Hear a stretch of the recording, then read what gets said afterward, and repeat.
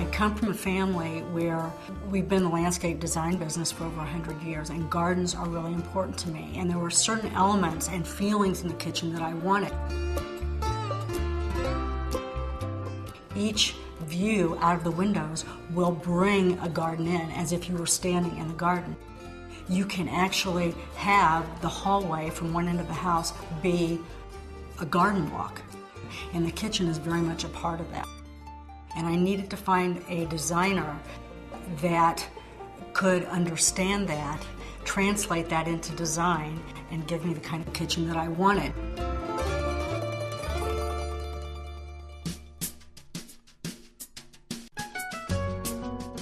Valerie actually came to us on a recommendation from her husband's partner's wife. She said, "Valerie, just promise me that you will go and talk to Doug before you sign anyone." Many times I'll sit right with the client and draw ideas right there, so I can get feedback and understand what kinds of things are important to them as a client. I think that in interviewing him, there was also an interview coming back the other way. She just did not want a space that didn't feel natural and calming, and I knew right away she was going to have an appreciation for what we did. She knew what she wanted from the standpoint of quality and design, and she was going to be clear about it. What I was looking for was a kitchen that wasn't a variation of some design that he had done before. I wanted something that was custom and something that was artwork, and I wanted certain art pieces in the space that wouldn't compete, but give that calm, serene feeling that a garden would. Making a kitchen look beautiful is the easy part. To make it work first, and understand how your family is going to use the space, how particular areas work by themselves, how they work in concert with one another is important. When you walk into the kitchen space the way it was, there was no wall space. We had one wall, and the wall wasn't even big enough for a good size range and hood. The doorway that was in the middle of the cooktop elevation was really dividing the workspace into two halves. So what I did was that I moved the doorway over.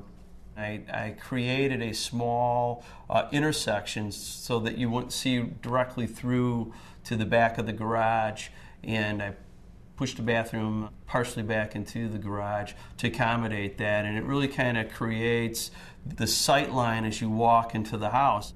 Doug Durbin's design grabbed us right away. Some of the photographs were beautiful.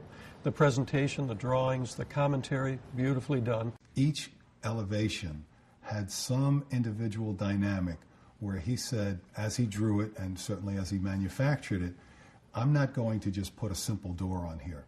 I'm going to put a layer over a panel. I'm going to, do some faceting to the woodwork itself.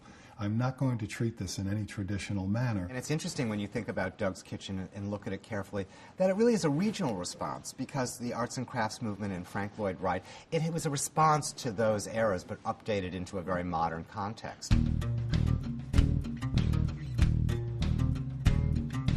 This was a house for people to feel comfortable.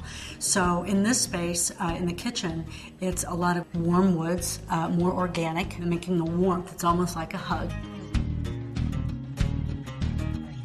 This table was hand-carved. It's out of probably, we're figuring, a 125-year-old tree for the burl inlaid into the top of it.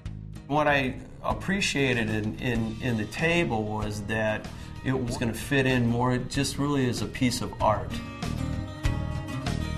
I loved the piece so much that I told Doug that I wanted to see if we could use that, which I knew we could do, as a springboard to designing the kitchen around that.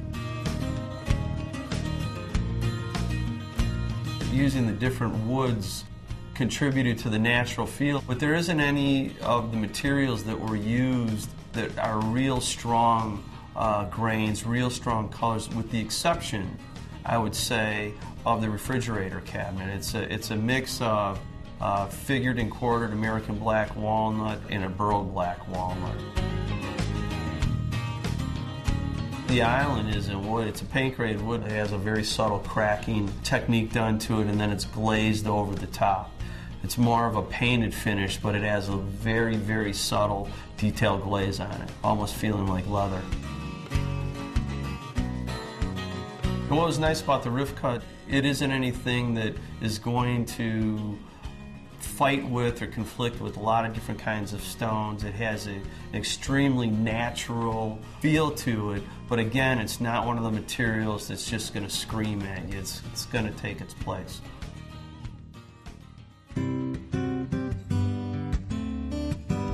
I needed to get the refrigeration out of the line of sight.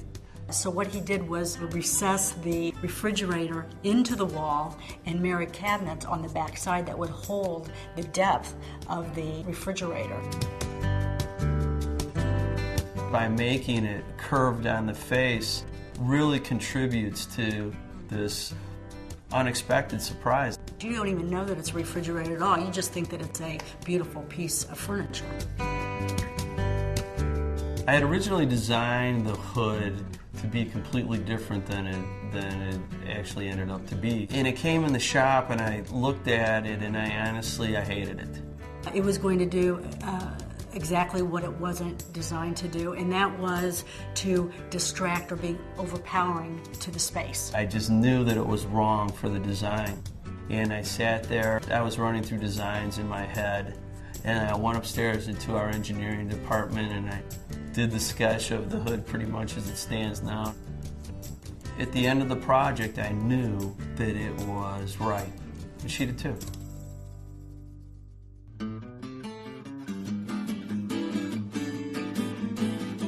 Doug Durbin's kitchen was a mill worker's kitchen. What he did is he looked at every elevation. He had some very tasteful layers of different woodwork combined to each other. And it was so different, the combination of materials with wood and stainless, and the way it was put together in the design. The proportions were perfect. It just has a beautiful, serene, and classic look.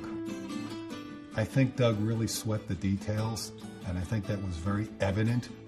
He didn't have a lot of assets architecturally in the space. It had a flat ceiling of not great height, and yet he managed to incorporate detailing on the ceiling that really gave it a special panache as well. I think it's the way that just these very small, subtle details with the stainless reeded columns, inset bronze reeded pieces in the island, the quartz backsplash that's behind the hood that is machined out of a single slab. All of them contribute to the design in a way that they speak to you almost in a whisper. He was very, very fussy about being different and yet ensuring the integrity of the design without being too over the top.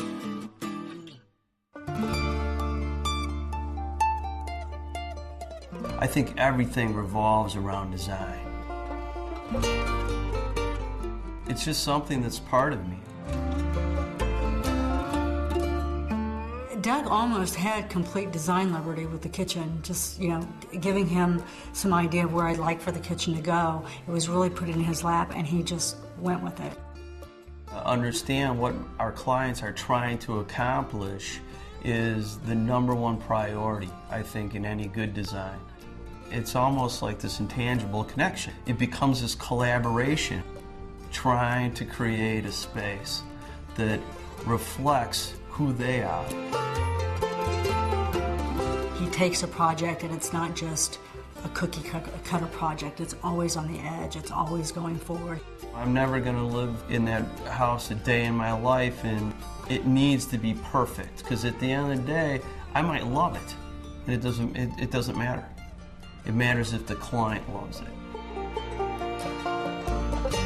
I had a designer that if you could dream it, you could have it.